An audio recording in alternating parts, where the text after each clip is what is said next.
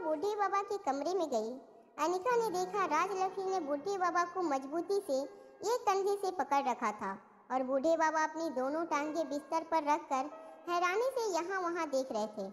अपने सामने खड़े हॉस्पिटल के स्टाफ को बूढ़े बाबा तकिए और बर्तन फेंक कर दूर रखने की कोशिश कर रहे थे। वह बार बार सिर्फ एक ही बात दोहरा रहे थे, मैं स्वाति की बेटी से मिलना चाहता हूँ, मुझे बहुत ज़रूरी बात करनी है उससे, मेरे पास वक्त बहुत कम है। राजलक्ष्मी बूढ़े बाबा को समझाने की कोशिश कर रही थी। राजलक्ष्मी ने बूढ़े बाबा से कहा, देखिए अभी अभी आप लंबी बेहोशी से बाहर आए हैं, अगर आप इस तरह से अपने दिमाग को जोड़ देंगे तो हो सकता है कि आप फिर से बेहोश हो जाएं। बूढ़े बाबा के झुलसते हुए चेहरे से उनकी छोटी छोटी आंखें दिखाई दे रही थी। उनकी आंखों में काफ़ी परेशानी नजर आ रही थी। उनकी आंखें बार बार बंद हो रही थीं। तेज रोशनी की वजह से बूढ़े बाबा अपनी आंखें पूरी तरह खोल नहीं पा रहे थे, मगर वह कमरे में चारों तरफ खड़े लोगों को देखकर काफ़ी हैरान थे। उनकी आंखें किसी को ढूंढने की कोशिश कर रही थी। तभी राजलक्ष्मी की नज़र कमरे में आई अनिका पर पड़ी। अनिका को देखते ही राजलक्ष्मी ने कहा, मैडम अच्छा हुआ आप आ गई। देखिए ना बूढ़े बाबा किसी की बात नहीं मान रहे, अगर इसी तरह वह अपने दिमाग पर स्टेट डालते रहे तो पता नहीं क्या हो जाएगा। तभी अनिका बूढ़े बाबा के पास गई और अपना एक हाथ बूढ़े बाबा के हाथ पर रखकर कहा, मैं आ गई हूँ। जैसे ही बूढ़े बाबा की नज़र अपने सामने खड़ी अनिका पर पड़ी, अचानक ही वह बिल्कुल शांत हो गए और कुछ देर तक अनिका का चेहरा देखते रहे। बूढ़े बाबा का चेहरा पूरी तरह से झुलस चुका था। उनके हाथों की चमड़ी भी काफ़ी हद तक जली हुई थी। अनिका के हाथों पर अपना जला हुआ हाथ रखकर बूढ़े बाबा ने अनिका से कहा, तुम आ गई, मुझे तुम्हारा ही इंतजार था, मैं तुमसे कुछ कहना चाहता हूँ। अनिका भी बूढ़े बाबा से अपनी माँ के बारे में बहुत कुछ जानना चाहती थी, मगर वह यह भी जानती थी कि बूढ़े बाबा के दिमाग को ज़्यादा स्ट्रेस देना इस वक्त ठीक नहीं होगा। अनिका ने बूढ़े बाबा से कहा, देखो अब मैं यही हूँ आपके पास, आप जितनी चाहे बातें कर सकते हैं मुझसे, मगर उससे पहले आपको मेरी एक बात माननी होगी। आप चुपचाप बिस्तर पर बैठ जाइए और कुछ फल खा लीजिए। काफ़ी देर बाद आपकी अपनी बेहोशी से बाहर आए हैं, आपका शरीर इस वक्त काफ़ी कमज़ोर है। अनिका की बात सुनते ही बूढ़े बाबा अनिका की कही हुई बात को दोहराने लगे, कमज़ोर है मेरा शरीर, कमज़ोर है। बूढ़े बाबा अनिका की बात सुनकर शांत तो हो गए थे, मगर मन ही मन वह कुछ याद करने की कोशिश कर रहे थे। बूढ़े बाबा ने अनिका से कहा, मेरे पास तुम्हारे लिए तुम्हारी माँ का एक संदेश है। अनिका ने बूढ़े बाबा को बिस्तर पर बिठाते हुए पूछा, बताइए क्या कहना चाहते हैं आप मुझसे। बूढ़े बाबा ने अनिका का हाथ कसकर पकड़ रखा था और कुछ सोचने की कोशिश कर रहे थे। तभी अचानक बूढ़े बाबा को कुछ याद आया। बूढ़े बाबा ने अनिका से कहा, तुम्हारी माँ चाहती थी कि मैं तुम्हें कुछ बताऊं। अनिका ने बड़ी धीमी आवाज़ में बूढ़े बाबा से पूछा, बताइए क्या कहना चाहती थी वह मुझसे। बूढ़े बाबा ने यहाँ वहाँ देखते हुए बड़ी धीमी आवाज़ में अनिका से कहा, तुम्हें बच्चे को जन्म देना होगा। बूढ़े बाबा की यह बात सुनकर अनिका शॉक हो गई। अनिका ने हैरानी से बूढ़े बाबा को पूछा, मगर क्यों। अनिका का सवाल सुनते ही बूढ़े बाबा फिर से परेशान हो गए। वो अपना एक हाथ अपने माथे पर रखकर अपना सिर खुजलाने लगे और मन ही मन अपने आप से कहने लगे, क्यों करना होगा तुम्हें ऐसा। वह तो मैं, ऐसा लग रहा था जैसे आगे की बात बूढ़े बाबा भूल चुके थे और वह किसी तरह वह बात याद करने की कोशिश कर रहे थे। अनिका राजलक्ष्मी अच्छी तरह जानती थी कि इस वक्त बूढ़े बाबा का अपने दिमाग से ज़्यादा जोर देना सही नहीं होगा। राजलक्ष्मी और अनिका दोनों बूढ़े बाबा को शांत करने की कोशिश करने लगे, मगर बूढ़े बाबा अपना सिर खुजलाते हुए गहरी सोच में डूब गए। फिर अचानक ही अपनी आंखें खोलकर बूढ़े बाबा ने अनिका से कहा, वह तो मुझे याद नहीं आ रहा, मगर तुम्हें बच्चे को जन्म देना होगा अभी इसी वक्त, यह बहुत ज़रूरी है। जाओ जाओ, इसी वक्त तुम्हें बच्चे को जन्म देना होगा। बूढ़े बाबा पूरी तरह से पैनिक हो चुके थे। उन्होंने अनिका का हाथ पकड़कर अनिका को धकेल दिया। बूढ़े बाबा को अचानक इतना एक्साइट होते हुए देखकर अनिका ने बूढ़े बाबा से कहा, देखिए आप शांत हो जाइए, मैं 6 साल पहले जुड़वा बच्चे को जन्म दे चुकी हूँ, मैं माँ हूँ 2 बच्चों की। अनिका की बातें बूढ़े बाबा को कानों पर पड़ रही थी, मगर अनिका की बात बूढ़े बाबा के दिमाग तक नहीं पहुँच रही थी। वह बार बार एक ही चीज़ दोहरा रहे थे, तुम्हें माँ बनना होगा, तुम्हें बच्चे को जन्म देना होगा। अनिका ने इस बार बूढ़े बाबा का हाथ कसकर पकड़ लिया और पूछा, मगर क्यों, बताइए मुझे। ऐसा क्यों चाहती थी मेरी माँ? बूढ़े बाबा फिर से कुछ सोचने लगे। कुछ देर सोचने के बाद बूढ़े बाबा ने कहा, मुझे अभी कुछ याद नहीं आ रहा है। बूढ़े बाबा के चेहरे पर उनकी परेशानी साफ नजर आ रही थी। जले हुए चेहरे के बीच से उनकी छोटी छोटी आंखें भारी होती नजर आने लगी थी। बूढ़े बाबा ने अनिका से कहा, मुझे कुछ याद नहीं, मैं बुढ़ा हो गया हूँ, मेरा दिमाग सही काम नहीं कर रहा, मैं सब कुछ भूल गया हूँ। यह कहते हुए बूढ़े बाबा की सांसें भारी होने लगी। अनिका ने हॉस्पिटल स्टाफ की मदद से बूढ़े बाबा को फिर से अपने बिस्तर पर लेटाया और बूढ़े बाबा के माथे पर हाथ घुमाते हुए अनिका ने कहा, देखिए, इस वक्त आपको आराम करने की सख्त ज़रूरत है। अगर आपको कुछ याद नहीं आ रहा तो कोई बात नहीं, इस वक्त अपने दिमाग को ज़्यादा जोर मत दीजिए। जब आप पूरी तरह से ठीक हो जाएंगे तब आपको सब कुछ याद आ जाएगा और तब आप मुझे बताइएगा कि मेरी माँ मुझसे क्या करना चाहती थी। बूढ़े बाबा अनिका को देखते देखते मन ही मन कुछ बड़बड़ा रहे थे। वह जो कुछ भी बड़बड़ा रहे थे उनके शब्द किसी को समझ नहीं आ रहे थे, मगर धीरे धीरे बूढ़े बाबा गहरी नींद में सो गए। जैसे ही बूढ़े बाबा सो गए, राजलक्ष्मी ने अनिका से पूछा, क्या लगता है तुम्हें, क्या ये फिर से नॉर्मल हो गए हैं? कुछ देर सोचने के बाद अनिका ने राजलक्ष्मी से कहा, देखो, अब यह पहले से काफ़ी ज़्यादा बेहतर है। लोगों के साथ कम्युनिकेटेड करने लगे हैं। मुझे लगता है इनकी याददाश्त धीरे धीरे वापस आ जाएगी। राजलक्ष्मी ने अनिका से कहा, मगर फिर यह इस तरह की बातें क्यों कर रहे थे कि तुम्हें माँ बनना होगा, बच्चों को जन्म देना होगा? क्या अब तक इनके दिमाग से पागलपन का असर कम नहीं हुआ? अनिका ने जवाब देते हुए कहा, अभी अभी उन्हें होश आया है। मुझे लगता है उनकी एंजाइटी कम होने के बाद ही हमें पता चल पाएगा कि इनके दिमाग की अब कंडीशन कैसी है। इन्हें कुछ देर आराम करने देना चाहिए। एक बार इनकी फिजिकल कंडीशन थोड़ी बेहतर हो जाए, उसके बाद मैं फिर से इनकी ट्रीटमेंट शुरू करूंगी। अनिका जानती थी बूढ़े बाबा के पास उसकी माँ से जुड़े कई राज थे, पर अगर बूढ़े बाबा ने अपने दिमाग पर ज़रूरत से ज़्यादा जोर दिया तो उनकी कंडीशन पहले से और ज़्यादा बिगड़ सकती थी। बूढ़े बाबा के कमरे से निकलने के बाद अनिका सीधे मयूर गुलेरिया के कमरे की ओर आगे बढ़ने लगी। जब वह मयूर के कमरे के पास पहुंची तो अंदर से मयूर की आवाज़ अनिका के कानों पर पड़ी। मयूर नर्स से कह रहा था, आज तुम मुझे अपने हाथों से सेब खिला रही हो तो अपने आप को मुझसे ताकतवर समझ रही हो, मगर तुम जानती नहीं कि मैं कितना ताकतवर हूँ। हाँ, इस वक्त मेरा पूरा शरीर फ्रैक्चर हो चुका है तो तुम सबको मेरी पटिया देखकर हंसी आ रही हो, मगर मैं इतना बता दूं कि मैं एक बहुत बड़ा मार्शल आर्टिस्ट हूँ। एक साथ 10-10 लोगों के साथ मुकाबला कर सकता हूँ। तुम जानती नहीं मैं कितना ताकतवर हूँ। जब मैं ठीक हो जाऊँगा तब तुम्हारे सामने 10-10 लोगों से मुकाबला करूँगा, तब तुम्हें एहसास होगा मेरी ताकत का। अनिका चुपके से दरवाज़ा खोलकर अंदर गई।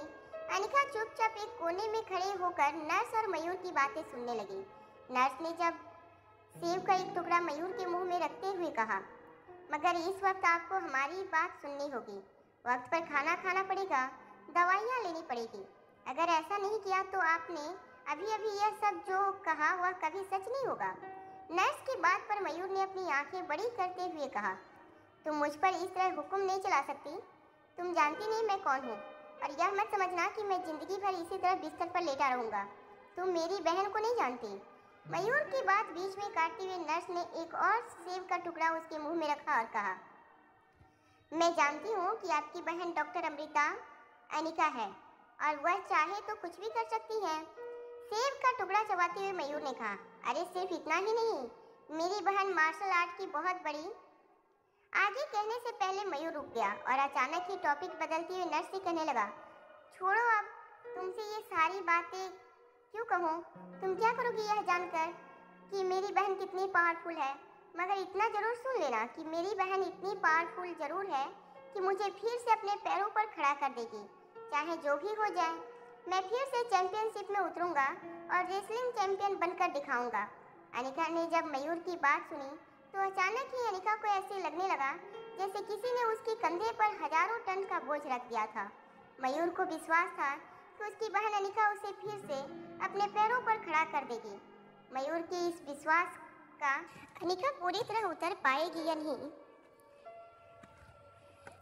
यह बात तो खुद अनिका भी नहीं जानती थी, मगर इस वक्त मयूर को फेस करने की हिम्मत अनिका में नहीं थी। इसलिए बिना मयूर से मिले ही अनिका चुपचाप उसके कमरे से बाहर चली गई। अनिका भी चाहती थी कि मयूर बिल्कुल पहले की तरह फिट हो जाए मगर यह काम बहुत मुश्किल था। ऐसे ट्रीटमेंट में कई बार पेशेंट और डॉक्टर के हौसले टूट जाते हैं। अनिका अच्छी तरह जानती थी कि आज मयूर जिस हालत में था, कहीं न कहीं उसकी जिम्मेदार अनिका थी। अगर अनिका की दुश्मनी उस सीक्रेट ऑर्गेनाइजेशन से थी तो शायद मयूर आज भी पहले की तरह अनिका के साथ मजबूती से खड़ा होता। मयूर के कमरे से निकलने के बाद अनिका करण गुलेरिया को विजिट देने स्पेशल वार्ड चली गई। जैसे ही अनिका करण गुलेरिया के कमरे में एंटर हुई, करण गुलेरिया ने अपने हाथों से खून नीचे रख दिया। अनिका करण गुलेरिया के पास आकर बैठ गई और बिस्तर के पास रखे सारे रिपोर्ट्स एक के बाद एक पढ़ने लगी। अनिका का ध्यान पूरी तरह से रिपोर्ट पढ़ने में था। तभी करण गुलेरिया ने धीरे से अनिका से कहा, मैं जानता हूँ तुम मयूर से मिलने गई थी। करण गुलेरिया की बात सुनकर अनिका हैरान जरूर हुई थी, मगर उसने अपनी आंखें रिपोर्ट पर जमाई रखी। करण गुलेरिया ने धीमी आवाज में अनिका से कहा, मैं जानता हूँ मयूर को वह कभी अपनी इस हालत पर का दोष तुम्हें नहीं देगा। तुमसे एक डॉक्टर होने के नाते जो कुछ भी बन पड़ता है वह जरूर करना, मगर इतना याद रखना कि अगर मयूर ठीक नहीं हो पाया तो उसमें तुम्हारा कोई दोष नहीं। हर इंसान अपना नसीब लेकर पैदा होता है। करण गुलेरिया की बात सुनने के बाद अनिका ने अपने हाथ में पकड़ी हुई रिपोर्ट फिर से अपनी जगह पर रख दिए। अचानक बाप बेटी के बीच में बिना कहे बहुत कुछ कम्युनिकेट हो रहा था।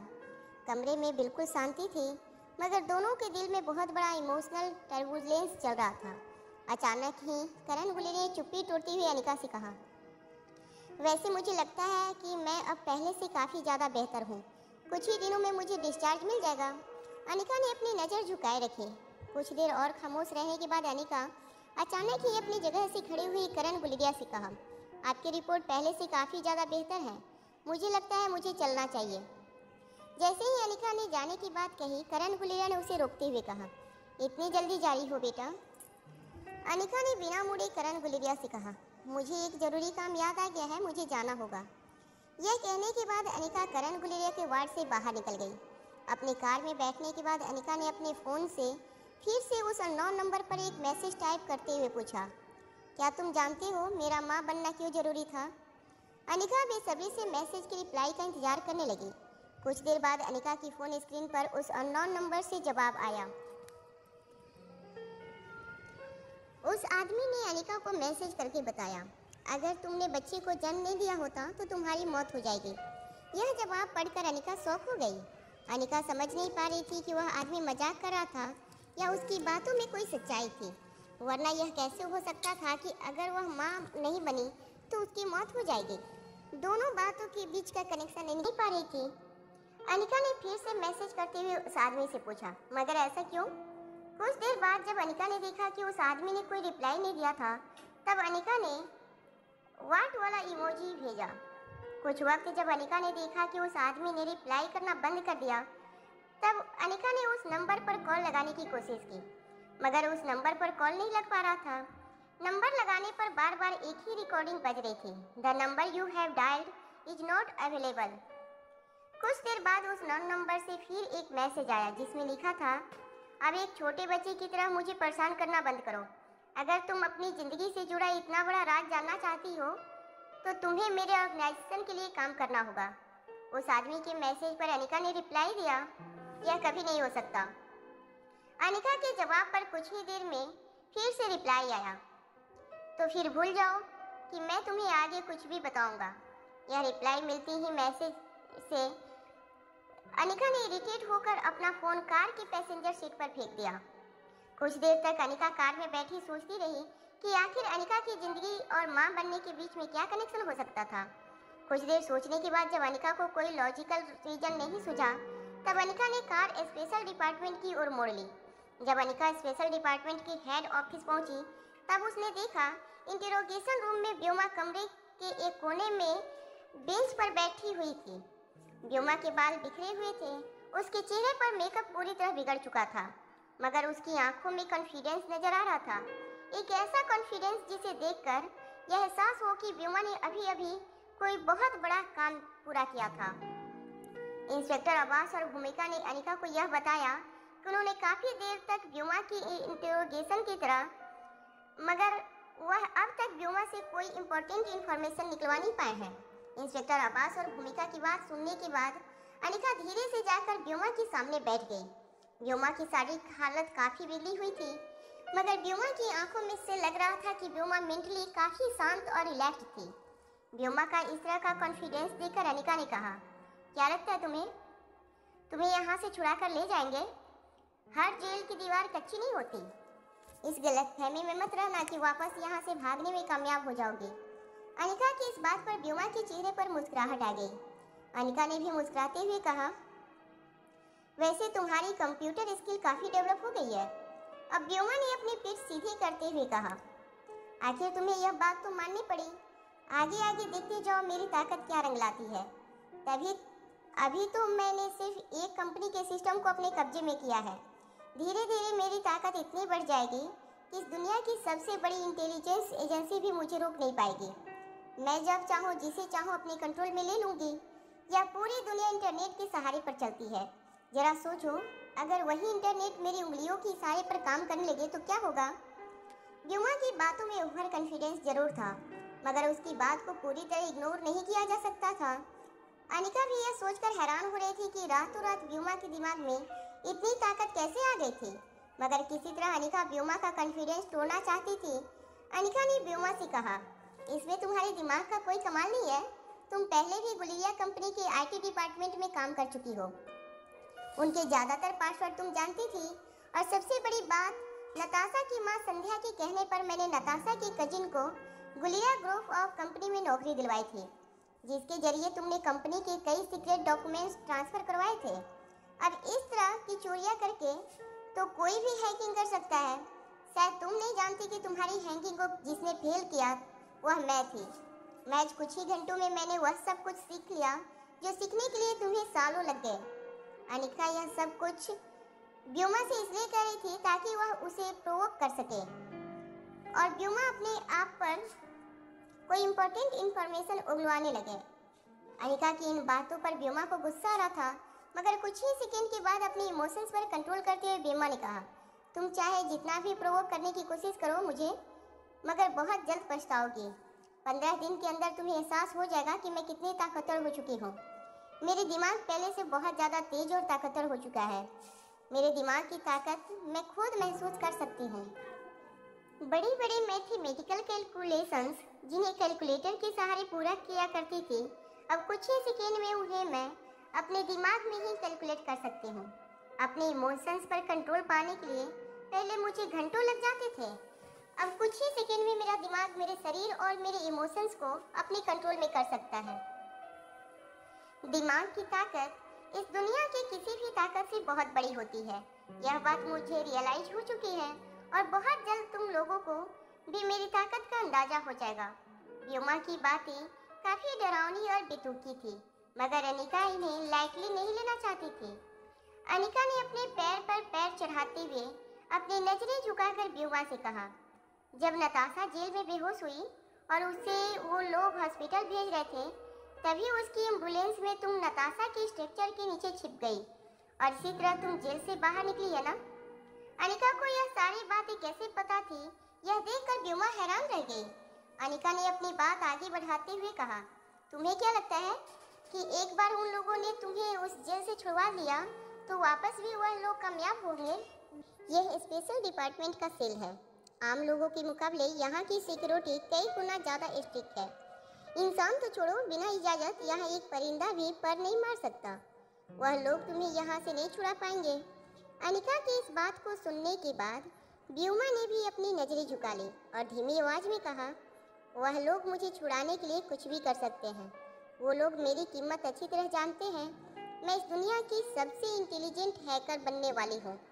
उन लोगों को मेरी ज़रूरत है। व्योमा की बात सुनने के बाद अनिका इतना समझ चुकी थी कि जरूर उस ऑर्गेनाइजेशन के लोगों ने व्योमा को कोई बहुत बड़ा लालच दिया था, वरना व्योमा जैसी सेल्फिश लड़की इतनी देर तक ऑर्गेनाइजेशन से जुड़ी इन्फॉर्मेशन छुपा के रखे, यह बात तो मुमकिन नहीं थी।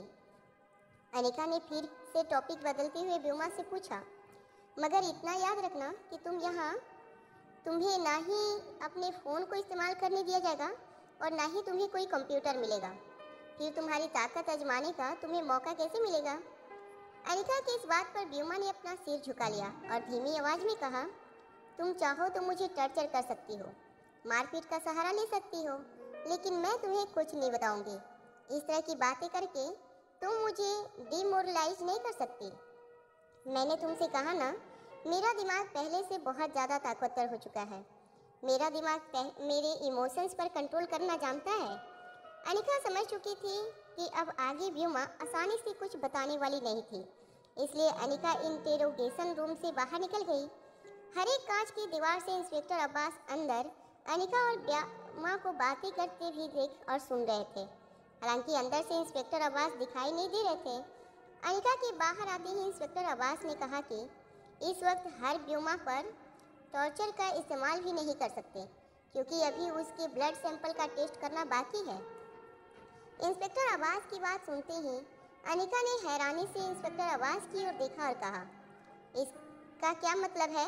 यह है कि इससे पहले कि अनिका अपनी बात पूरी कर पाती, इंस्पेक्टर अब्बास ने कहा, व्योमा ने खुद कबूल किया है कि उसे जेनेटिक स्ट्रक्चर में चेंज लाने वाला ड्रग इंजेक्ट किया गया है। अनिका इंस्पेक्टर की यह बात सुनकर हैरान रह गई। अनिका ने यह पहली बार महसूस किया था कि उसके इस्तेमाल के बाद इंसान के अंदर इतने चेंजेस आ सकते थे। हालांकि व्योमा पहले भी कंप्यूटर सॉफ्टवेयर में एक्सपर्ट थी, मगर इतनी ज़्यादा ताकत और काबिलियत उसके दिमाग में देखकर अनिका भी हैरान थी।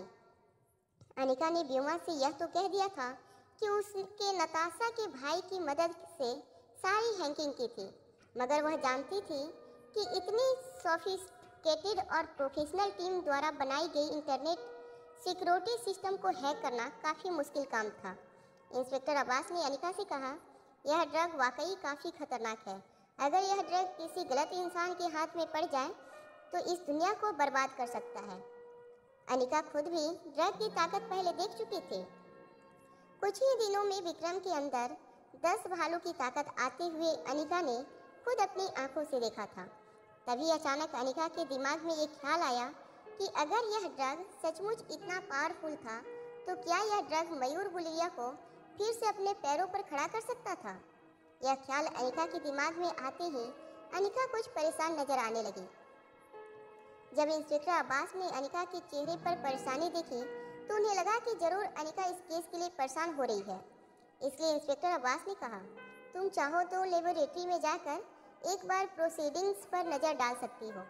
इंस्पेक्टर अब्बास की बताई गई लेबोरेटरी के अंदर कई एक्सपर्ट अलग अलग मशीन में व्योमा के ब्लड सैंपल को एग्जामिन कर रहे थे।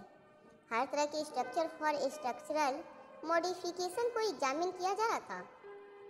व्योमा के खून में एक अननोन केमिकल कंपोनेंट पाया गया था, मगर अभी किसी एक्सपर्ट को यह नहीं पता था कि आखिर वह केमिकल कंपोनेंट क्या था और उस कंपोनेंट की वजह से व्योमा के शरीर में क्या बदलाव हो रहे थे।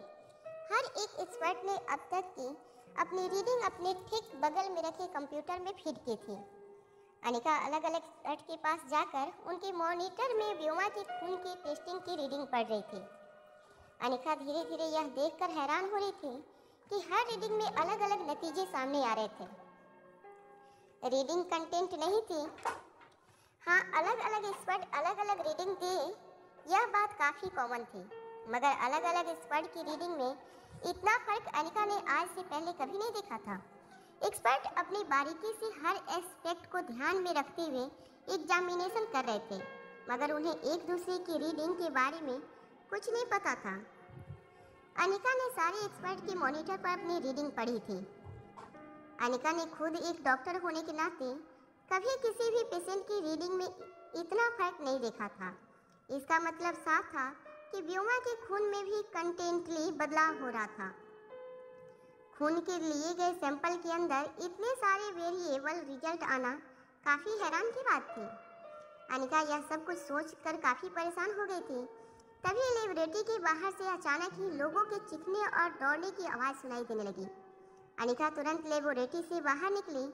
अनिका ने देखा कि कुछ लेडी कांस्टेबल इंटेरोगेशन रूम के अंदर दौड़कर जा रही थी। अनिका भी उनके पीछे व्योमा के इंटेरोगेशन रूम के अंदर चली गई। अंदर पहुंचते ही अनिका ने देखा व्योमा जिस बेंच पर बैठी थी उसी बेंच के पास वह जमीन पर लेटी हुई थी। आसपास खड़ी लेडी कांस्टेबल व्योमा को जगाने की कोशिश कर रहे थे, मगर व्योमा के शरीर में कोई मूवमेंट नहीं हो रही थी। एक लेडी डॉक्टर तुरंत व्योमा की पल्स चेक करने लगी। कुछ देर तक व्योमा की नस पर हाथ रखने के बाद उस लेडी डॉक्टर ने अनिका की ओर देखकर कहा, वी आर लॉसिंग हर। इसकी पल्स काफी वीक हो चुकी है। अनिका यह सुनकर चौंक हो गई।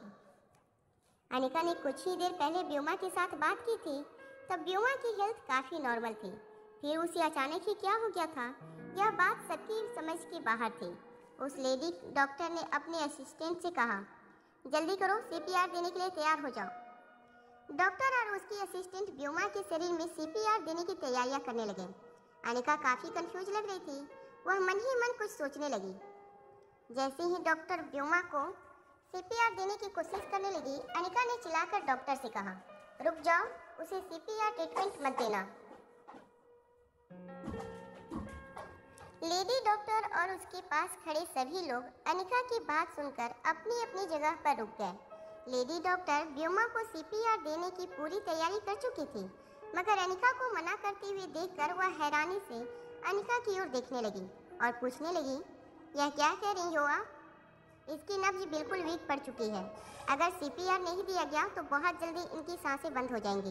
अनिका तेजी से उस लेडी डॉक्टर के पास आई और कहने लगी, देखिए, इसे एक ड्रग से इंजेक्ट किया गया है। मैं इसके बारे में फ़िलहाल ज़्यादा कुछ तो नहीं जानती, मगर इतना कह सकती हूँ कि इनके शरीर में इसके जीन्स तेज़ी से बदल रहे हैं। यह बदलाव उसके शरीर को ताकतवर बना रहा है, मगर यही बदलाव उसकी जान भी ले सकता है। लेडी डॉक्टर ने अपने सामने पड़ी व्योमा की ओर देखकर कहा, तो आप कहना क्या चाहती हैं? अगर मैंने इन्हें सीपीआर दिया तो इनके शरीर में वह बदलाव इतने तेज हो जाएंगे कि इसका शरीर उन बदलाव को झेल नहीं पाएगा। क्या मैं सही समझ रही हूँ? अनिका के पास इस वक्त उस लेडी डॉक्टर को सब कुछ समझाने का वक्त नहीं था, इसलिए अनिका ने सिर्फ हाँ में अपना सिर हिला दिया। तभी कमरे में खड़ी एक ऑफिसर ने अनिका से कहा, लेकिन अगर इसी तरह से मरने दिया गया तो इसके साथ साथ इससे जुड़े सारे राज भी खत्म हो जाएंगे। हम कभी ऑर्गेनाइजेशन के हेड तक पहुंच नहीं पाएंगे। आप तो जानती हैं कि इस केस से जुड़ी यह आखिरी उम्मीद है हमारे पास। अनिका भी सोच रही थी कि वो किस तरह व्योमा की जान बचाए। तभी अचानक अनिका को एक तरकीब सूझी। अनिका ने अपनी एक्यूपंक्चर की कुछ सुइयां निकाली और लेडी कांस्टेबल से कहा, जरा व्योमा के शरीर को पलट दो।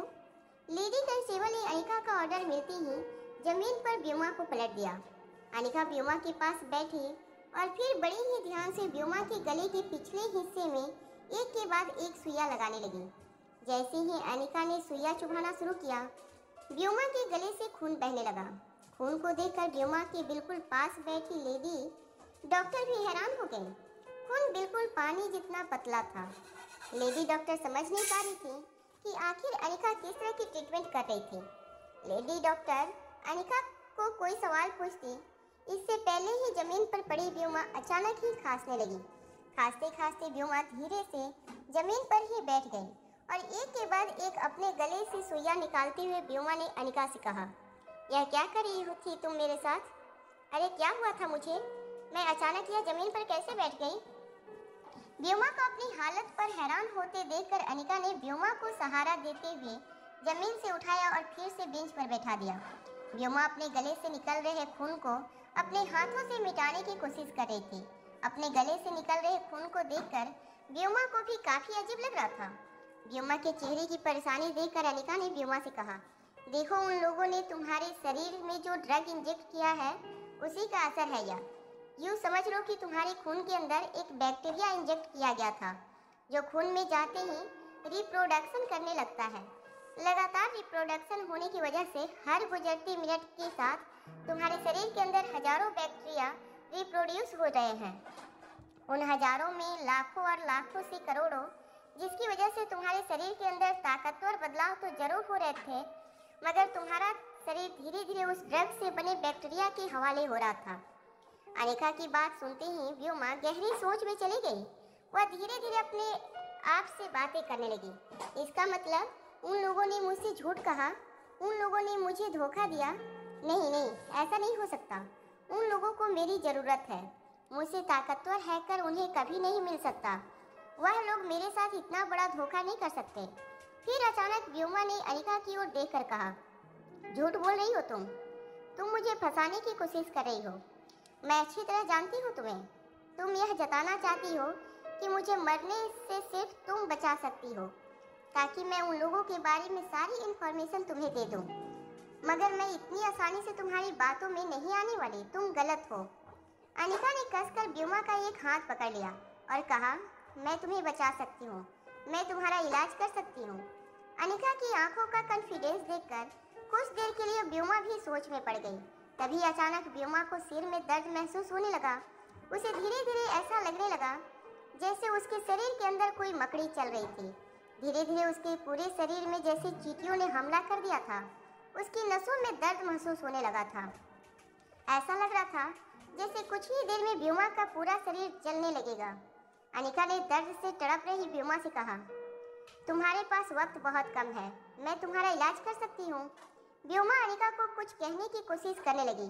तभी उसे इस बात का एहसास हुआ कि उसके गले से आवाज नहीं निकल रही थी। अचानक ही उसका गला घुटने लगा था। अनिका ने व्योमा से पूछा, मुझे बताओ कि उन लोगों ने तुम्हें कब और कैसे कांटेक्ट किया? तुम्हें यह ड्रग किसने दिया था और किसने बात की थी तुम्हारे साथ? बताओ, वह लोग क्या चाहते हैं तुमसे? व्योमा बार बार अनिका को कुछ कहने की कोशिश कर रही थी, मगर कह नहीं पा रही थी।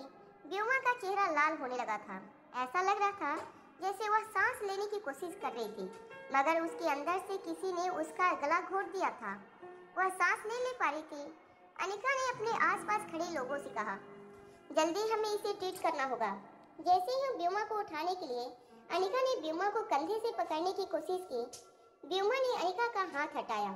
व्योमा का शरीर झटके से बेंच पर गिर गया। व्योमा ने कसकर अनिका का हाथ पकड़ लिया था। अनिका को अपनी ओर खींचते हुए अपने शरीर की सारी ताकत लगाकर व्योमा ने अनिका से कहा, तुम्हें अपनी कही हुई बातों का जवाब ना मिले, मैं इसी में खुश हूँ। यह व्योमा की जिंदगी के आखिरी कुछ लफ्ज थे, जिन्हें कहने के बाद व्योमा ने अपनी सांसें छोड़ दी। व्योमा का शरीर बिना किसी मूवमेंट के बेंच पर पड़ा था। व्योमा के आसपास खड़े सारे लोग बिल्कुल खामोश हो गए थे। अनिका फटी हुई आंखों से बेंच पर पड़ी व्योमा को देख रही थी। जब इंस्पेक्टर अब्बास और भूमिका को इंटेरोगेशन रूम में हुए किस्से के बारे में पता चला, तो वह लोग दौड़कर इंटेरोगेशन रूम में आए। व्योमा को बेंच पर बेजान पड़ा देखकर इंस्पेक्टर अब्बास ने पूछा, क्या मरने से पहले इसने कोई इंफॉर्मेशन दी? हैरान अनिका ने सिर्फ नाम में अपना सिर हिला दिया। इंस्पेक्टर भूमिका ने शौक में अपने हाथ अपनी कमर पर रख लिया। अनिका समझ नहीं पा रही थी कि आखिर व्योमा अपनी आखिरी सांस तक उस आदमी का नाम क्यों छुपाना चाहती थी। क्या सचमुच वो अनिका से इतनी नफरत करती थी कि उसे अपनी जान की भी परवाह नहीं की? अनिका की परेशानी देखने के लिए व्योमा ने अपने आप को कुर्बान कर दिया था। आखिर क्या वजह हो सकती थी व्योमा की इस तरह की जलन की? यह सारी बातें अनिका की समझ के बाहर थी, मगर अनिका जानती थी वह किसी की जलन पर काबू नहीं पा सकती थी। व्योमा की जलन उसकी अपनी निजी कमजोरी थी। ऐसा नहीं था कि अनिका किसी गलती की वजह से व्योमा की मौत हुई थी। अनिका ने होश संभालने के बाद अपने सामने खड़े इंस्पेक्टर अब्बास और भूमिका से कहा, वो ड्रग इंसानों के इस्तेमाल के लिए बिल्कुल सही नहीं है। जैसे ही वह ड्रग इंसान के शरीर में जाता है, इंसान के शरीर के अंदर मल्टीपल बैक्टीरिया का पैदा होना शुरू हो जाता है। वह बैक्टीरिया एक में से 1000 होते हैं और 1000 में से लाखों। धीरे धीरे इंसान का शरीर और दिमाग और बढ़ते बैक्टीरिया के इम्यूलेशन को बर्दाश्त नहीं कर पाता। शरीर जरूर ताकतवर हो जाता है, मगर उन बैक्टीरिया को सह पाने की शक्ति शरीर के अंदर खत्म हो जाती है।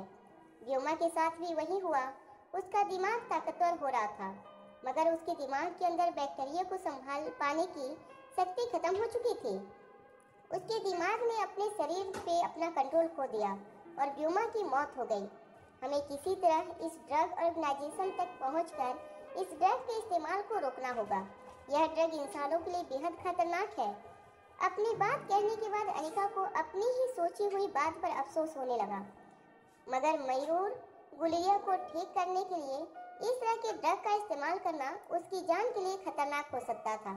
यह बात अनिका अच्छी तरह समझ चुकी थी। मयूर गुलिया को फिर से अपने पैरों पर खड़ा करने के लिए कोई शॉर्टकट काम नहीं आने वाला था। अनिका यह सोचकर निराश जरूर हुई थी, मगर उसने उम्मीद नहीं छोड़ी थी। अनिका ने तभी उसी वक्त सोच लिया कि वह ट्रेडिशनल मेडिसिन के किसी गुरु से मिलकर हड्डियों में दोबारा पहले वाली जान लाने की दवाई के बारे में पूछेगी। स्पेशल डिपार्टमेंट के हेड ऑफिस से निकलने के बाद जैसे ही अनिका अपनी कार में बैठी, उसी अननोन नंबर से अनिका को फिर से एक मैसेज आया।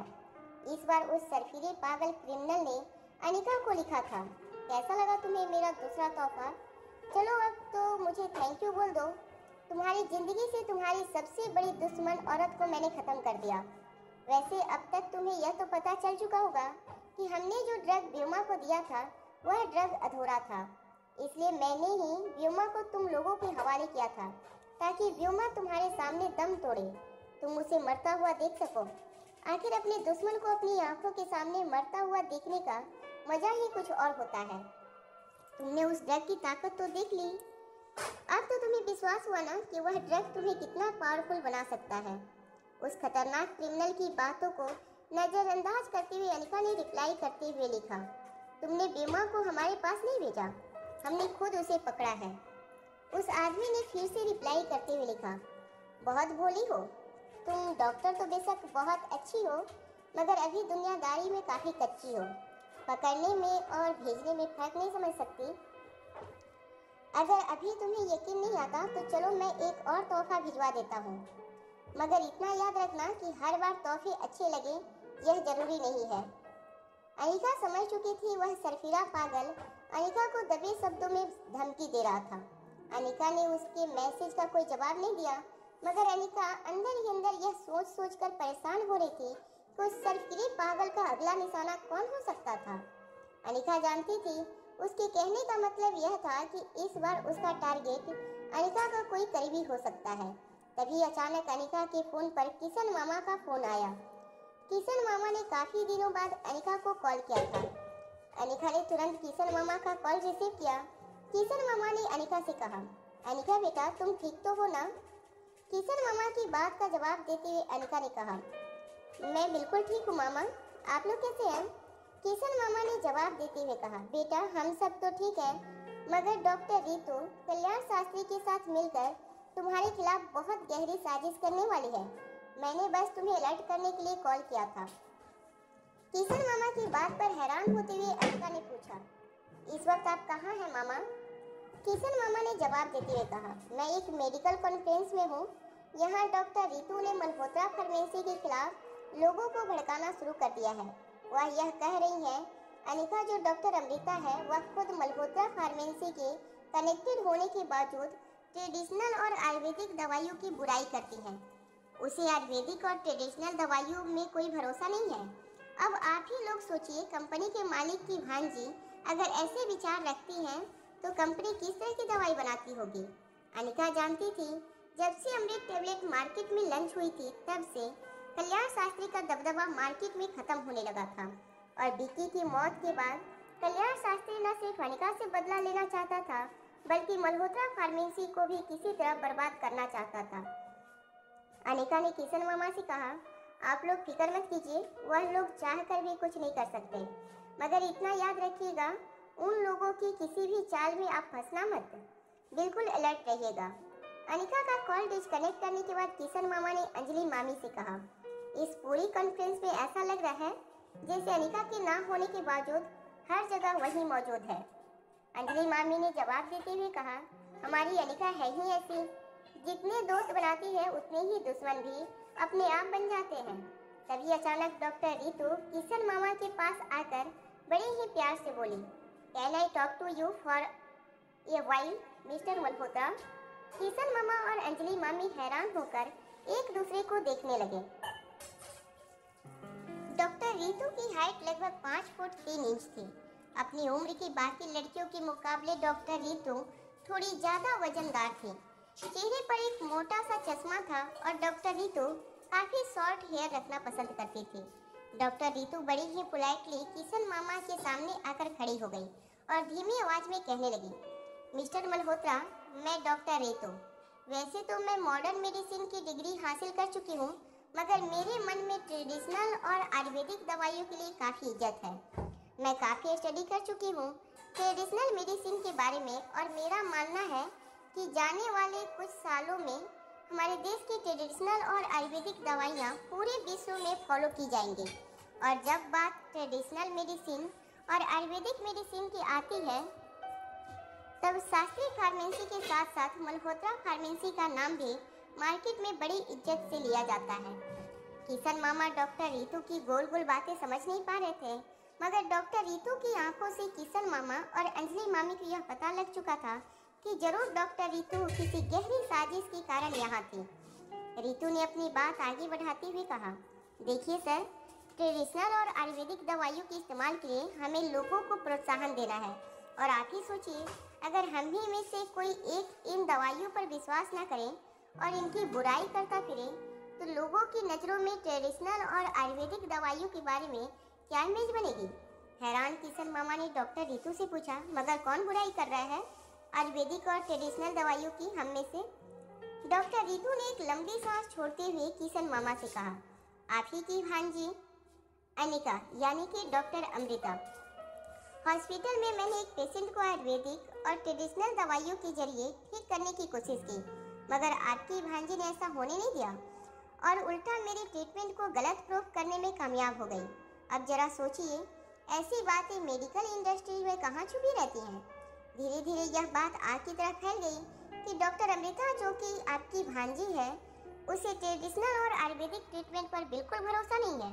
अब सोचिए कि ऐसी बातें मार्केट में कब तक छुपी रहेंगी। किशन मामा डॉक्टर रितु की बेतुकी बातें सुनकर अंजलि मामी की ओर देखने लगे। अंजलि मामी ने बड़ी ही नरम और धीमी आवाज में डॉक्टर रितु से कहा, देखिए, हमारी भांजी एक बहुत ही काबिल डॉक्टर है।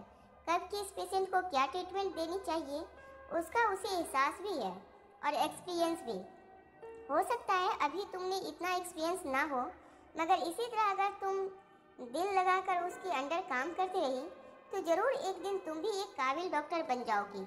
अंजलि मामी का यह कहना सुनकर डॉक्टर रितु के गाल गुस्से से लाल हो चुके थे। तभी किशन मामा को पीछे से किसी ने आवाज लगाते हुए कहा, मिस्टर मल्होत्रा, अरे भाई, आपने तो अब हमारा फोन उठाना ही बंद कर दिया। चलिए सर, जरा हमारे साथ भी एक छोटी सी मीटिंग कर लीजिए। इस कॉन्फ्रेंस के बहाने आपसे मुलाकात हो गई, वरना आजकल तो आपकी अपॉइंटमेंट मिलना काफ़ी मुश्किल हो गया है। अरे हमें भी अमृत टेबलेट प्रोवाइड करा दीजिए, मार्केट में हम भी जिंदा रहना चाहते हैं। इसके बाद कुछ लोग किशन मामा को जबरदस्ती अपने साथ खींचकर फूड काउंटर की ओर ले गए। अंजलि मामी कुछ देर तक गौर से डॉक्टर रितु को देखती रही। डॉक्टर रितु मन ही मन काफी झुलस रही थी और मगर अंजलि मामी बिना कुछ कहे किशन मामा के पीछे चली गई। डॉक्टर रितु कुछ देर तक घूर के किशन मामा और अंजलि मामी को देखती रही।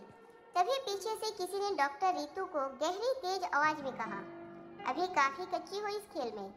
छोटी छोटी चिंगारियों से बड़े बड़े घरों में आग नहीं लगा करते। जब डॉक्टर रितु ने मुड़कर देखा तो कल्याण शास्त्री कंधे झुकाकर डॉक्टर रितु की ओर देख रहा था। विक्की की मौत ने कल्याण शास्त्री को तोड़ दिया था, जिसका असर कल्याण शास्त्री के शरीर पर भी हुआ था। कुछ ही महीनों में कल्याण शास्त्री उम्र जैसे दुगुनी हो चुकी थी। कल्याण शास्त्री के चेहरे और शरीर का बुढ़ापा साफ नजर आने लगा था, मगर आंखों के अंदर अभी भी वही गुस्सा मौजूद था। कल्याण शास्त्री ने डॉक्टर रितु की ओर आगे बढ़ते हुए कहा, अगर तुम्हारा भी वही मकसद है जो मेरा मकसद है, तो बस मेरे साथ जुड़ जाओ। हम एक दिन हमारे दुश्मनों को सबक सिखाने में जरूर कामयाब होंगे। अब मेरी जिंदगी का सिर्फ एक ही मकसद है, उस लड़की और मल्होत्रा फार्मेसी की बर्बादी। डॉक्टर रितु ने किशन मामा के आसपास खड़ी भीड़ की ओर इशारा करते हुए कहा, मगर यह कैसे हो सकता है? अमृत टेबलेट जब तक मल्होत्रा फार्मेसी के पास है, तब तक मार्केट में हम उनका कुछ नहीं बिगाड़ सकते। लोग पागल हो रहे हैं मल्होत्रा फार्मेसी के साथ बिजनेस करने के लिए। कल्याण शास्त्री ने डॉक्टर रितु को जवाब देते हुए कहा, लोग सिर्फ चमत्कार को नमस्कार करना जानते हैं। कल तक जो भीड़ हमारे पीछे लगी थी, आज किशन के पीछे लगी है। वो कल फिर हमारे पास होंगे। यह सब वक्त की बात है। कल्याण शास्त्री की बात सुनते ही डॉक्टर रितु के चेहरे पर एक उम्मीद दिखाई देने लगी। डॉक्टर रितु ने कल्याण शास्त्री से पूछा, तो क्या आप यह कहना चाहते हैं कि हमारे पास भी कोई ऐसा ड्रग है जिससे बाजी फिर से पलटकर हमारे पास में आ जाए? कल्याण शास्त्री ने एक लंबी सांस छोड़ते हुए धीमी आवाज में डॉक्टर रितु से कहा, चलो इसी वक्त मेरे साथ। मैं तुम्हें एक ऐसे इंसान के पास ले जाऊंगा जिसे मिलने के बारे में तुमने कभी ख्वाब में भी नहीं सोचा होगा। डॉक्टर रितु ने बड़ी आंखें करते हुए कल्याण शास्त्री से पूछा, आप किसकी बात कर रहे हैं सर? कल्याण शास्त्री ने जवाब देते हुए कहा, मैं डॉक्टर वंगापटू की बात कर रहा हूँ। डॉक्टर वंगापटू का नाम सुनते ही डॉक्टर रितु चौंक गई। डॉक्टर रितु जानती थी कि इस वक्त दुनिया में अगर ट्रेडिशनल मेडिसिन और आयुर्वेदिक साइंस का अगर कोई सबसे बड़ा भगवान था तो वह थे डॉक्टर वंगापट्टू। कल्याण शास्त्री की बात पर हैरान होते हुए डॉक्टर रितु ने पूछा, मगर सर, मैंने तो सुना है डॉक्टर वंगापट्टू काफ़ी बूढ़े हो चुके हैं, वह अब कोई काम नहीं कर सकते। हाँ, मैंने भी यही सुना था कि उन्होंने अपनी सारी विद्या किसी अपने स्टूडेंट को सिखाई थी, मगर उसके बारे में तो कोई कुछ नहीं जानता। फिर हमें डॉक्टर वंगापट्टू से किस तरह का फायदा हो सकता है? कल्याण शास्त्री ने डॉक्टर रितु को समझाते हुए कहा, किसी को मिलने से पहले फायदे या नुकसान के बारे में नहीं सोचा जाता। मीटिंग करने के बाद यह तय किया जाएगा कि इस इंसान से हमें किस तरह का फायदा उठाना है। कल्याण शास्त्री डॉक्टर रितु को लेकर कॉन्फ्रेंस से बाहर निकल गया और कार में बैठकर दोनों डॉक्टर वंगापट्टू के घर जाने लगे। वहां डॉक्टर वंगापट्टू के बंगले के बाहर एक कार तेजी से आकर रुकी। कार में से अनिका बाहर निकली और डॉक्टर वंगापट्टू के बंगले की डोरबेल बजाने लगी। जब एक नौकर ने दरवाजा खोला तब अनिका ने कहा, मैं डॉक्टर वंगापट्टू से मिलना चाहती हूँ। मुझे पता चला है कि वह अपने हिमालय के आश्रम से कुछ दिन यहाँ रहने आए हैं। नौकर यह बात सुनकर हैरान रह गया। डॉक्टर वंगापट्टू की लाइफ काफ़ी प्राइवेट थी और उनके बारे में कभी किसी को ज़्यादा इन्फॉर्मेशन नहीं होती थी। नौकर यह देखकर हैरान था कि अनिका के पास आखिर यह इन्फॉर्मेशन कैसे पहुंची कि डॉक्टर वंगापट्टू कुछ दिन पहले अपने बेटे के साथ वक्त गुजारने दिल्ली आए थे। अभी नौकर अनिका से कोई सवाल करता उससे पहले पीछे से कृष्णन ने आवाज लगाते हुए अनिका से कहा, अरे आओ आओ अनिका, अंदर आओ। अनिका के दिए हुए फार्मूला और रॉ मटेरियल की वजह से कृष्णन की फार्मेसी को काफी फायदा हुआ था। यूँ समझो कि अनिका की वजह से कृष्णन की फार्मेसी को एक नया जीवन मिला था। इसलिए कृष्णन को अनिका के लिए काफी रिस्पेक्ट थी। डॉक्टर कृष्णन की उम्र भी लगभग 60 साल के करीब थी, मगर उनकी फिटनेस को देखकर यह कहा जा सकता था कि उनकी उम्र लगभग 45 से 50 साल की होगी। डॉक्टर ने अनिका को अंदर आने का इशारा किया। जैसे ही अनिका लिविंग रूम में दाखिल हुई, अनिका ने देखा कि उसके ठीक सामने एक रॉकिंग चेयर पर डॉक्टर वंगापट्टू आराम कर रहे थे। उनकी आंखें बंद थी, मगर रॉकिंग चेयर लगातार झूल रही थी। कृष्णन डॉक्टर वंगापट्टू के पास जाकर बैठ गए और धीरे से उनके एक हाथ पर एक हाथ रखते हुए कहने लगे, देखिए आपसे कौन मिलने आया है। जैसे ही धीरे से वंगापट्टू ने अपनी आंखें खोली, कृष्णन ने डॉक्टर वंगापट्टू से कहा, आपकी वह शिष्य आपसे मिलने आई है जिसके लिए आपको हमेशा नाज रहता है। आपकी आंखों में जो प्राउड मैं अपने आप के लिए देखना चाहता था वह मैंने इस लड़की के लिए देखी है। सचमुच अगर आपके सिंहासन पर कोई बैठ सकता है तो वह सिर्फ यह लड़की है। अनिका को देखते ही डॉक्टर वंगापट्टू चिड़चिड़े हो गए और कृष्णन की बात काटते हुए कहा, इतना आसान नहीं है मेरी गद्दी पर बैठ जाना, काफ़ी तपस्या करनी होती है। मैंने अपनी ज़िंदगी में कभी आयुर्वेदिक दवाइयाँ पैसे कमाने के लिए नहीं बनाई थी। लोगों को स्वस्थ जीवन देने की चाह में मैंने अपनी पूरी ज़िंदगी बिता दी, और यह आजकल के बच्चे रातों रात दौलत और शोहरत के पहाड़ पर बैठने के लिए मेरी सालों पुरानी तपस्या का इस्तेमाल करते हैं। कृष्णन और अनिका दोनों जानते थे कि काफ़ी वक्त से डॉक्टर वंगापट्टू का स्वभाव चिड़चिड़ा हो चुका था। जब से डॉक्टर वंगापट्टू को यह पता चला था कि कृष्णन की फार्मेसी ने अनिका की बनाई हुई दवाइयों की वजह से करोड़ों रुपए कमाए थे, डॉक्टर वंगापट्टू अनिका से थोड़ा नाराज हो गए थे। अनिका ने जो कुछ भी किया था वह सिर्फ रोहित की दादी माँ को बचाने के लिए किया था और इन द प्रोसेस कृष्ण की हेल्प कर दी थी।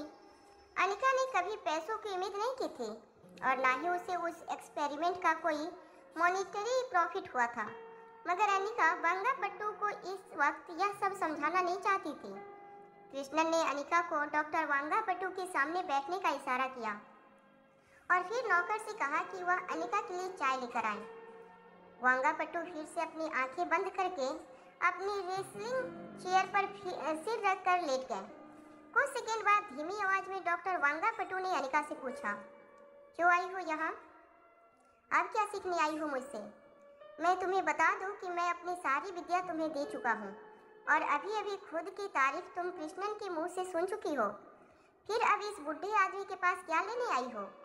अनिका ने धीमी और दबी हुई आवाज में डॉक्टर वांगापट्टू से कहा, हर गुरु अपने शिष्य को अपनी सीखी हुई हर विद्या सिखाता है, मगर एक विद्या ऐसी होती है जो गुरु अपने शिष्य को कभी नहीं सिखाता। आज मैं आपसे वही विद्या सीखने आई हूँ। अनिका की बात सुनकर डॉक्टर वांगापट्टू ने धीरे से अपनी आंखें खोली। डॉक्टर वांगापट्टू की उम्र 90 के पार हो चुकी थी। उनके हाथों में हल्की सी कंपन महसूस होती रहती थी। वो अपनी ही बनाई हुई दवाइयाँ से खुद की ट्रीटमेंट करते थे, मगर पिछले कुछ सालों से उन्होंने दवाइयाँ लेना बंद कर दिया था, जिसकी वजह से उनके हाथों का कांपना पिछले कुछ दिनों से बढ़ गया था। डॉक्टर वांगापट्टू ने हैरान होकर अनिका से पूछा, तुम क्या चाहती हो?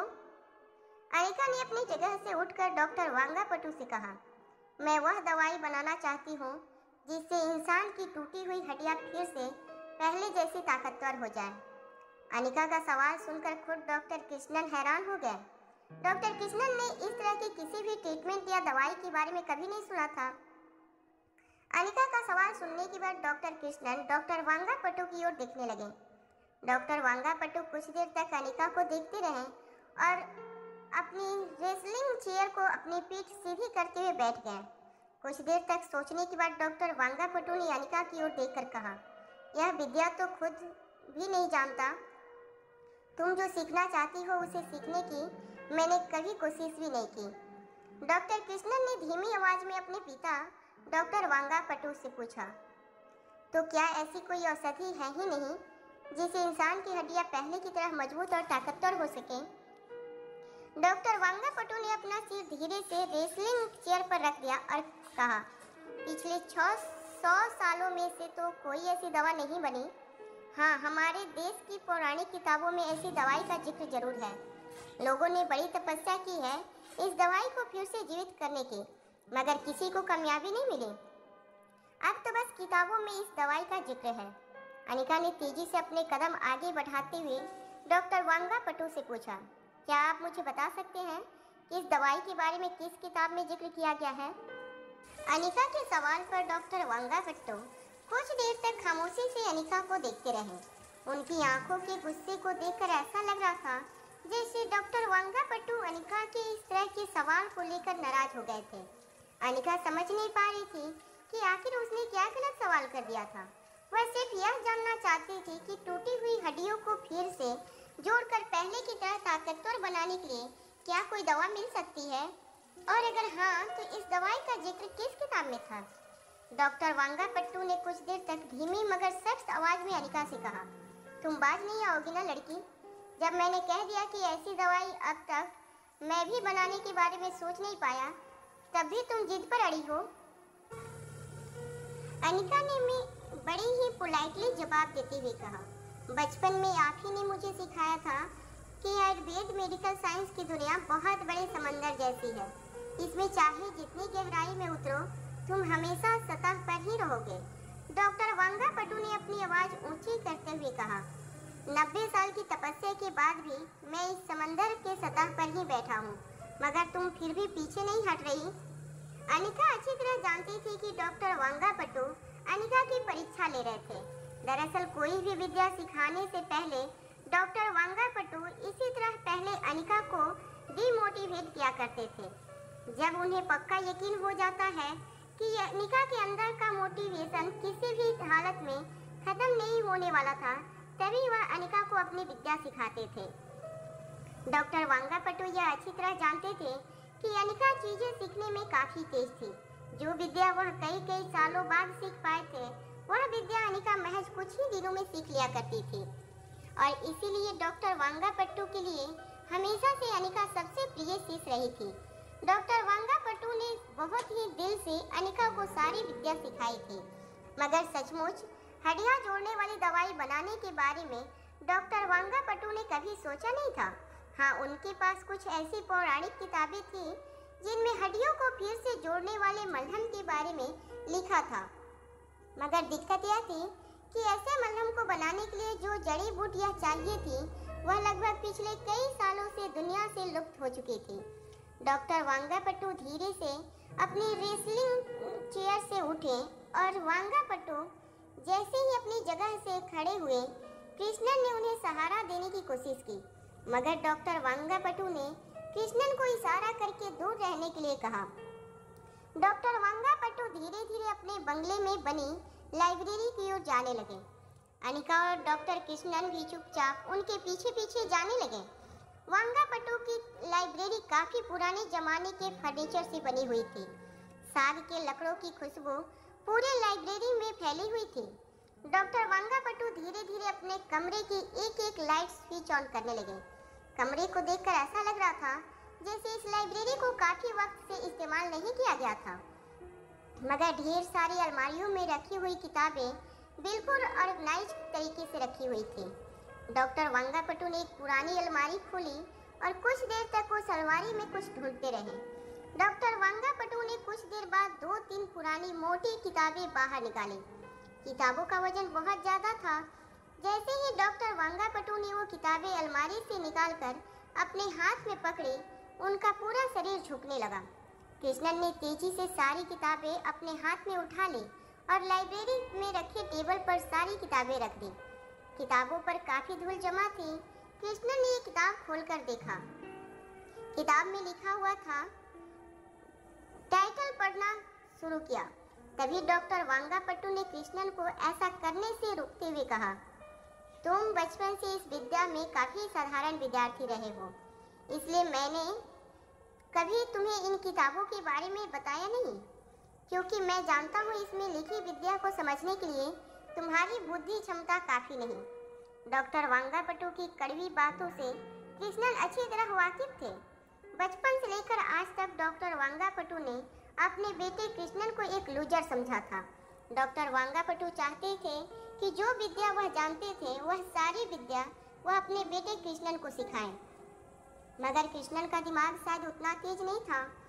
कृष्णन स्कूल में उन बच्चों में से था जिन्हें एग्जाम में पास होने में जरूर कोई दिक्कत नहीं होती थी, मगर वह कभी एग्जाम टॉप नहीं कर सकते थे। इसी बात से डॉक्टर वांगापट्टू हमेशा अपने बेटे से नाराज रहते आए थे। डॉक्टर वांगापट्टू की बात सुनने के बाद कृष्णन ने वह किताब बंद कर दी और एक साफ कपड़े से सारी किताबों के ऊपर लगी धूल हटाने लगे। किताबों की ओर इशारा करते हुए डॉक्टर वांगापट्टू ने अनिका से कहा, ले जाओ इन किताबों को। इन किताबों में ऋषियों मुनियों के जमाने से चलती आ रही दवाइयों का जिक्र है। आज के जमाने में इन दवाइयों को बनाना नामुमकिन है। इन्हीं किताबों में उस औषधि के बारे में लिखा हुआ है जो टूटी हुई हड्डियों को जोड़ता है और उन्हें पहले जैसी ताकत लौटाता है। मैं खुद भी इस औषधि के बारे में ज़्यादा कुछ नहीं जानता, बस इतना जानता हूँ कि यह एक मलहम जैसा है, एक बाम जैसा, जिसे सिर दर्द होने पर सिर पर लगाते हैं। डॉक्टर वांगापट्टू की बात सुनने के बाद अनिका ने टेबल पर पड़ी एक किताब उठाई और उसके पन्ने पलटने लगी। तभी अचानक ही डॉक्टर वांगापट्टू ने तेज आवाज में कहा, यह किताबें तुम घर जाकर पढ़ सकती हो, मेरा समय बर्बाद करने की कोई जरूरत नहीं है। डॉक्टर वांगापट्टू की इस बिहेवियर पर कृष्णन इशारे से अनिका को सॉरी कहने लगा, मगर अनिका जानते थे कि डॉक्टर वांगापट्टू का स्वभाव पहले से किसी रोलर कोस्टर की तरह था। कभी उनका पारा बिल्कुल ऊपर चढ़ जाता तो कभी एकदम शांत हो रहता था। अनिका ने सारी किताबें उठाई और लाइब्रेरी से बाहर की ओर चलने लगी। डॉक्टर कृष्णन भी अनिका के पीछे पीछे उसे बाहर तक छोड़ने आए। डॉक्टर वांगापट्टू के बंगले के बाहर एक और कार आकर रुकी, जिसमें से कल्याण शास्त्री डॉक्टर रितु को लेकर बाहर उतरे।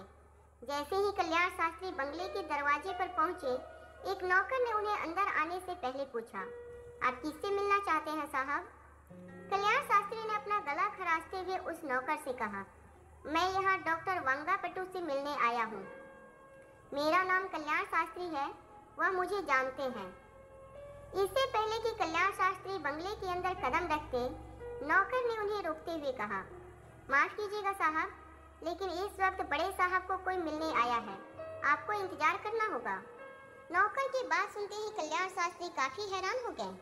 कल्याण शास्त्री अच्छी तरह जानता था कि आज दिल्ली में आयुर्वेदिक और ट्रेडिशनल मेडिसिन से जुड़े लोगों की एक बहुत बड़ी कॉन्फ्रेंस हो रही थी और डॉक्टर वांगापट्टू कभी किसी से मिलते जुलते नहीं थे। यह बात भी कल्याण शास्त्री अच्छी तरह जानता था। ट्रेडिशनल मेडिसिन के बिजनेस में होने के नाते डॉक्टर वांगापट्टू कल्याण शास्त्री को जानते थे। तभी कृष्णन और अनिका लाइब्रेरी से बाहर निकले। अनिका ने कृष्णन से कहा, थैंक यू वेरी मच, मैं यह किताबें आपको वापस जरूर लौटा दूंगी। कृष्णन ने अपनी नजरें झुकाते हुए अनिका से कहा, तुमने सुना नहीं पिताजी ने क्या कहा? इन किताबों को समझ सको इतना आईक्यू लेवल नहीं है मेरा, और वह तुम्हें अपने बाद इस फील्ड में सबसे ज़्यादा तेज और टैलेंटेड समझते हैं, इसलिए यह किताबें पिताजी ने तुम्हें सौंपी है। यूँ समझ लो कि पिताजी की विरासत पिताजी ने तुम्हें दी है और मुझे इस बात से कोई जलन नहीं हो रही। मेरा यकीन मानो, पिताजी की बातों से मैं भी सहमत हूँ। जब तुम छोटी थी तब पिताजी तुम्हें जो भी विद्या सिखाते वह तुम झट से सीख लेती। तुम्हें विद्या सिखाने के बाद पिताजी के चेहरे पर जो खुशी दिखाई देती थी वह मैं तुम्हें बयां नहीं कर सकता। मगर पिताजी हमेशा कहते थे कि अगर आयुर्वेदिक और ट्रेडिशनल मेडिसिन के क्षेत्र में कोई पिताजी से ज़्यादा नाम करेगा तो वह सिर्फ तुम होगी। कृष्णन का जवाब सुनकर अनिका को खुशी जरूर महसूस हो रही थी, मगर साथ साथ वो यह भी जानती थी कि डॉक्टर वांगापट्टू ने हमेशा ही कृष्णन को एक बिलो एवरेज शिष्य समझा था। अनिका ने डॉक्टर कृष्णन से कहा, आप आपकी और डॉक्टर वांगापट्टू की सेहत का ख्याल रखिएगा। अपने चेहरे से चश्मा उतारते हुए कृष्णन ने अनिका से कहा, पिताजी की उम्र हो चुकी है, बस अब मैं तो सिर्फ इतना चाहता हूँ कि अब वह जितने साल जिए बस मेरी आंखों के सामने जिए, ताकि मैं उनकी देखभाल कर सकूं। उन्हीं से सीखी विद्या से बनाई हुई दवाइयों से मैं उन्हें कुछ और साल जिंदा रख सकता हूँ। यह मैं अच्छी तरह जानता हूँ, इतना भी बेवकूफ़ नहीं है उनका बेटा। अनिका मन ही मन यह सोचने लगी कि एक तरफ कृष्णन जैसे बच्चे हैं जो अपने पिताजी की इतनी डांट सुनने के बावजूद बुढ़ापे में उनकी सेवा कर रहे हैं, और एक तरफ कुछ ऐसे बच्चे हैं जो दिमाग से माँ बाप से भी ज़्यादा तेज होते हैं, लेकिन जब तक उनके माँ बाप बूढ़े होते हैं वह माँ बाप से दूर जाकर अपनी एक अलग दुनिया बसा चुके होते हैं। जो माँ बाप सारी उम्र अपने बच्चों को बाकी लोगों से स्मार्ट और तेज बनाने में निकाल देते हैं, उन्हीं माँ बाप को जब बुढ़ापे में बच्चों की ज़रूरत पड़ती है तो वह स्मार्ट और तेज बच्चे उन्हें छोड़कर जा चुके होते हैं। यह सोचते सोचते अचानक ही अनिका को यह ख्याल आया कि उनके दोनों बच्चे आर्यन और रिया जमाने से काफ़ी ज़्यादा तेज थे। तो यह बात तो साफ थी कि अनिका के बुढ़ापे में रिया और आर्यन अपनी एक अलग दुनिया बसा चुके होंगे, और तब शायद अनिका और रोहित को एक दूसरे के ही सहारे जीना होगा।